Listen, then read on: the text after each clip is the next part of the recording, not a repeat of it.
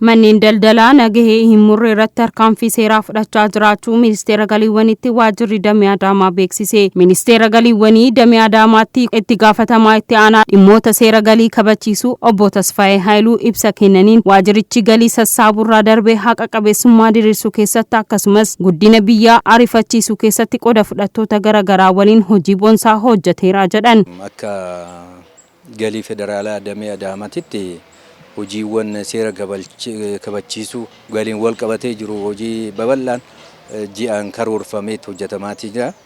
Ji'aan hojiiwwan seera galii kabachiisuu kun hojjetama. Akkasumatti karoora waggaa qabna. Karoora irraa ka'ee ji'aan yoo xiqqaate amma kaffalaa gibiraa 10 ta'u qorachuudhaan opereeshinii taaksii dabalataa qabeenyaa gaggeessatii hojiiwwan kana lafa qabsiisuudhaaf kan deemamaa jiru hin jira. Egaa seera galii kabachiisuu waggaa jennu karuma kaffalaa gibiraa opereeshinii hojjechuudhaan sirreessuu qofa otoo hin taane barumsa irraa ka'a. Inni guddaan hin barsiisna. Barumsa tooftaa adda addaa fayyadamuudhaan keessumattuu treeningii yookaan leenjii moojulaar biraan jira. Guyyaa guyyaadhaan leenjiin kennamu ni jira.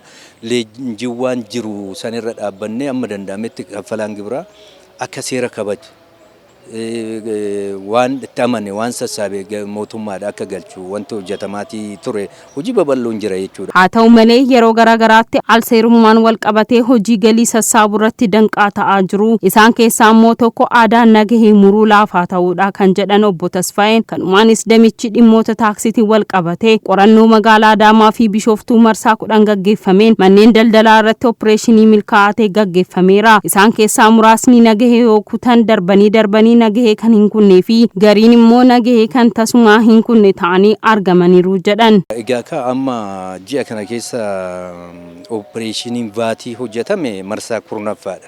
Marsaa 9 kana dura hojjetameera.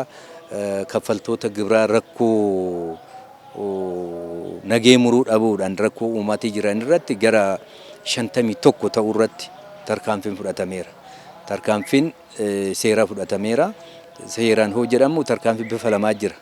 Tarkaanfiin bulchiinsaa hin jira. Tarkaanfiin immoo seera ittiin kabachiistu yakkaan ittiin gaafatamu tooftaa kanaan hojii babal'aan hojjetameera. Keessumattuu ji'a kana keessa amma ji'a 8ffaa kana keessatti guyyuma tokkotti akka godina Shawaa yookaan Adaamarraa qabee jechuudha. Bishooftuu irratti, Mojoo irratti, magaalaa Adaamaatti irratti hojii kana hojjennee karoorsinee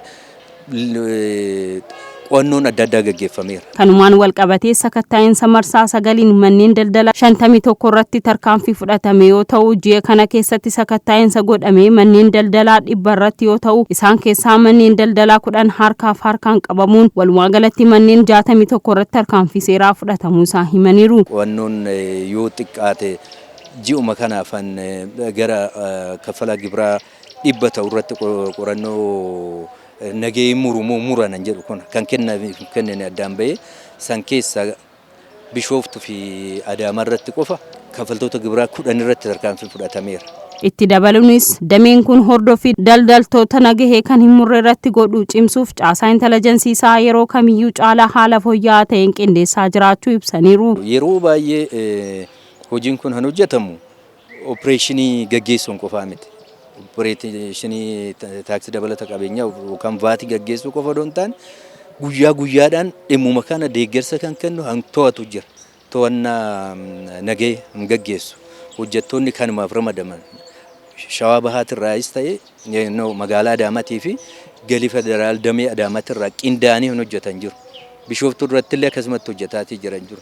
Amma fakkeenyumaan kaasnu kaleessa malee guyyaa tokko dura opereeshinii Bishooftuu irratti hojjetame guyyaa tokko dura nagahee muruu dhabuudhaan hordoftoonni nagahee adabaniiru 50 adabaniiru.